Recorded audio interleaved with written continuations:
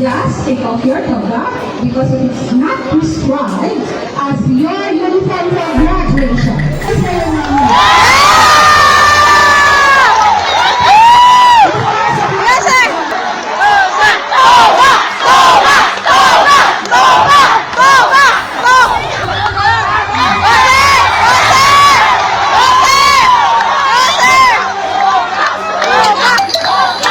Hello guys, welcome to today's Topic TV. Isang tensyonado at emosyonal na graduation ceremony ang naganap kamakailan sa isang paaralan sa Antique. Sa halip na maging masaya at makabuluhan ang pagtatapos ng mga estudyante, nauwi ito sa pag-iyak, sigawan, at pagkadismaya, lahat dahil sa isang kontrobersyal na utos ng kanilang principal.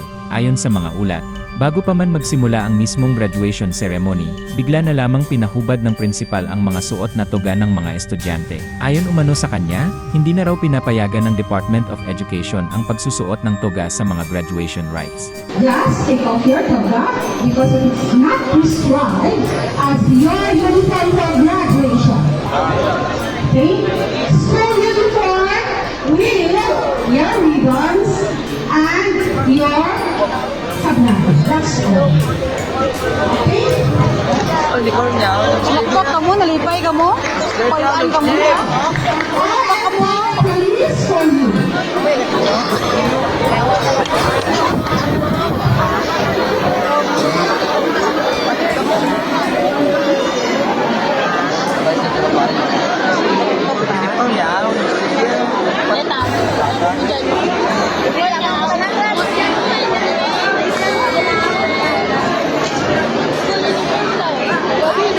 This is it. We are training our learners to be disciplined and obedient to authority. What kind of attitude are we giving them? What kind of practice and what kind of examples are we giving them? Disobedience to local authorities? Ngunit ang tanong ng karamihan, bakit ngayon lang ito ipinatupad? Sa mismong araw pa ng graduation, maraming estudyante ang naiyak. Hindi lamang dahil nasira ang kanilang inaasam na moment, kundi dahil naglabas pa sila ng pera upang magrenta ng toga. Ang ilan sa kanila ay hindi naman agad nasabihan na hindi na ito parte ng seremonya. Ang masakit pa, suot na nila ang toga, handa na silang umahon sa entablado, kasama ang kanilang mga magulang na sabik na ring masaksihan ang espesyal na araw. Ngunit pinahubad ito sa kanila, sa harap ng maraming tao. I don't want to see anybody with your hats and your togas because it is not indeed order. Mabilis kumalat ang tensyon sa paligid. So, I am calling now the police force to assist us in the peaceful. Maririnig ang sigawan ng mga estudyante.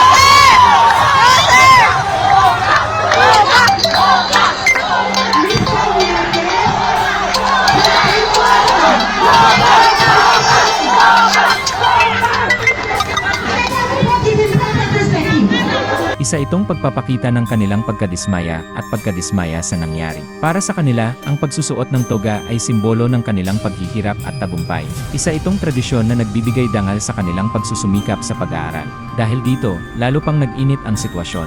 Nagalit ang principal sa reaksyon ng mga estudyante, ngunit tila mas marami ang hindi sumang-ayon sa naging desisyon niya. Hindi lamang mga estudyante ang nainis, pati mga magulang, na dumalo upang masaksihan ang pagtatapos ng kanilang mga anak, ay nadismaya rin. Para sa kanila, dapat sana ay hinayaan na lamang ang mga estudyanteng magsuot ng toga, lalo't andun na rin sila, nakahanda na, at suot na ang kanilang inihanda. Ayon sa ilang guro, ang layunin umano ng bagong panuntunan ng Department of Education ay upang hindi na gumastos pa ang mga magulang at estudyante sa pagbili o pagrenta ng toga. Isa itong magandang hakbang kung naipabatid ng maayos sa lahat ng paaralan. Ngunit sa kasong ito, tila nagkaroon ng miscommunication. Ayon sa mga magulang at estudyante, wala silang natanggap na malinaw na abiso ukol dito. Kung totoo ngang may direktiba ang DepEd na huwag na magtoga, sana ay naiparating ito ng maaga. At kung hindi man, sana ay hinayaan na lamang ang mga estudyante na ituloy ang kanilang graduation nang nakasuot ng toga. Wala namang mawawala kung hinayaan sila, bagkus ay mabibigyan pa sila ng mas masayang alaala ng kanilang pagtatapos. Sa halip, naging malungkot at puno ng tensyon ang araw na yon. Isang araw na dapat ay puno ng ngiti at pasasalamat, na uwi sa pagkadismaya at sigawan. Ngayon, ang tanong, tama ba ang ginawa ng prinsipal? Para sa marami, hindi ito makatao. May panuntunan tayong sinusunod, ngunit sa mga ganitong sitwasyon, dapat ay may konsiderasyon. Kung suot na ng mga bata ang toga, at wala namang abiso na natanggap, dapat sana ay hinayaan na lamang sila. Hindi lahat ng bagay ay kayang resolbahin sa pamamagitan ng mahigpit na pagpapatupad. Minsan, ang pag-unawa at malasakit ang mas mabisang paraan. I don't want to see anybody with your hats and your togas. Because it is not indeed order.